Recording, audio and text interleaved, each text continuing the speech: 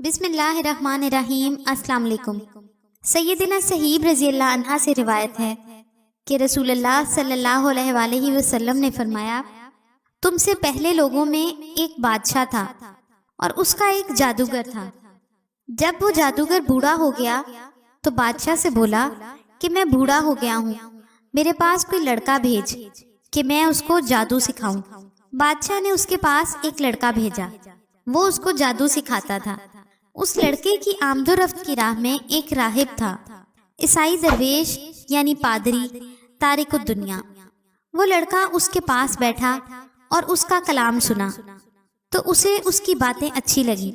اب جادوگر کے پاس جاتا تو راہب کی طرف سے ہو کر نکلتا اور اس کے پاس بیٹھتا۔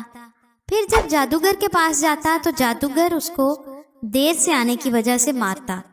آخر لڑکے نے جادوگر کے مارنے کا راہب سے گلہ کیا تو راہب نے کہا کہ جب تو جادوگر سے ڈرے تو یہ کہہ دیا کر کہ میرے گھر والوں نے مجھے روک رکھا تھا، اور جب تو اپنے گھر والوں سے ڈرے تو کہہ دیا کر کہ جادوگر نے مجھے روک رکھا تھا۔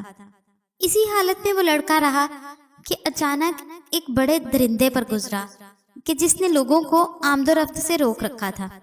لڑکے نے کہا کہ آج معلوم کرتا ہوں کہ جادوگر افضل ہے یا راہب افضل ہے۔ اس نے ایک پتھر لیا اور کہا کہ الہی، اگر راہب کا طریقہ تجھے جادوگر کے طریقے سے زیادہ پسند ہو تو اس جانور کو قتل کر تاکہ لوگ گزر جائیں۔ پھر اس کو پتھر سے مارا تو وہ جانور مر گیا اور لوگ گزرنے لگے۔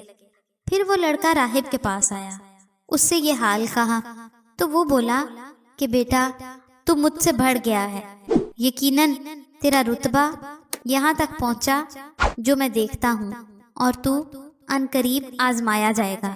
پھر اگر تو آزمایا جائے تو میرا نام نہ بتلانا۔ اس لڑکے کا یہ حال تھا کہ اندھے اور کوڑی کو اچھا کرتا اور ہر قسم کی بیماری کا علاج کرتا تھا۔ یہ حال جب بادشاہ کے مصاحب، جو کہ اندھا ہو گیا تھا، نے سنا تو اس لڑکے کے پاس بہت سے تحفے لایا اور کہنے لگا کہ یہ سب مال تیرا ہے اگر تو مجھے اچھا کر دے۔ لڑکے نے کہا، میں کسی کو اچھا نہیں کرتا، اچھا کرنا تو اللہ تعالیٰ کا کام ہے۔ اگر تو اللہ پر ایمان لائے تو میں اللہ سے دعا کروں گا کہ وہ تجھے اچھا کر دے گا۔ وہ وزیر اللہ پر ایمان لایا تو اللہ نے اس کو اچھا کر دیا۔ وہ بادشاہ کے پاس گیا اور اس کے پاس بیٹھا جیسا کہ بیٹھا کرتا تھا۔ بادشاہ نے کہا کہ تیری آنکھ کس نے روشن کی؟ وزیر بولا کہ میرے مالک نے۔ بادشاہ نے کہا، میرے سوا تیرا مالک کون ہے؟ وزیر نے کہا کہ میرا اور تیرا مالک اللہ ہے۔ بادشاہ نے اس کو پکڑا اور عذاب شروع کیا، یہاں تک کہ اس نے لڑکے کا نام لے لیا۔ وہ لڑکا بلایا گیا۔ بادشاہ نے اسے کہا، کیا بیٹا تو جادو میں اس درجے پر پہنچا کہ اندھے اور کوڑی کو اچھا کرتا ہے اور بڑے بڑے کام کرتا ہے؟ وہ بولا کہ میں تو کسی کو اچھا نہیں کرتا بلکہ اللہ اچھا کرتا ہے۔ بادشاہ نے اس کو پکڑا اور مارتا رہا یہاں تک کہ اس نے راہب کا نام بتلایا۔ راہب پکڑ لیا گیا، اس سے کہا گیا کہ اپنے دین سے پھر جا۔ اس کے نہ ماننے پر بادشاہ نے ایک آرا منگوایا اور راہب کی مانگ پر رکھ کر اس کو چیٹ ڈالا یہاں تک کہ وہ دو ٹکڑے ہو کر گر پڑا۔ پھر وہ وزیر بلایا گیا، اس سے کہا گیا کہ تو اپنے دین سے پھر جا۔ اس نے بھی نہ مانا، اس کی مانگ پر بھی آرا رکھا گیا اور چیٹ ڈالا یہاں تک کہ وہ دو ٹکڑے ہو کر گر پڑا۔ پھر وہ لڑکا بلایا گیا، اس سے کہا کہ اپنے دین سے پلٹ جا۔ اس نے بھی انکار کیا۔ بادشاہ نے اس کو اپنے چند ساتھیوں کے حوالے کیا اور کہا کہ اس کو فلاں پہاڑ پر لے جا کر چوٹی پر چڑھاؤ۔ جب تم چوٹی پر پہنچو تو اس لڑکے سے پوچھو، اگر وہ اپنے دین سے پھر جائے تو خیر، نہیں تو اس کو دھکیل دو۔ وہ اس کو لے کر گئے اور پہاڑ پر چڑھایا۔ لڑکے نے دعا کی کہ الہی، جس طرح تو چاہے مجھے ان کے شر سے بچا۔ پہاڑ ہلا اور وہ لوگ گر پڑے۔ وہ لڑکا بادشاہ کے پاس چلا آیا۔ بادشاہ نے پوچھا کہ تیرے ساتھی کہاں گئے؟ اس نے کہا کہ اللہ نے مجھے ان کے شر سے بچا لیا۔ پھر بادشاہ نے اس کو اپنے چند ساتھیوں کے حوالے کیا اور کہا کہ اس کو ایک کشتی میں دریا کے اندر لے جاؤ۔ اگر اپنے دین سے پھر جائے تو خیر، ورنہ اس کو دریا میں دھکیل دینا۔ وہ لوگ اس کو لے گئے۔ لڑکے نے کہا کہ الہی تو مجھے جس طرح چاہے ان کے شر سے بچا لے۔ وہ کشتی اوندھی ہو گئی اور لڑکے کے سوا سب ساتھی ڈوب گئے، اور لڑکا زندہ بچ کر بادشاہ کے پاس آ گیا۔ بادشاہ نے اس سے پوچھا کہ تیرے ساتھی کہاں گئے؟ وہ بولا کہ اللہ تعالیٰ نے مجھے ان کے شر سے بچا لیا۔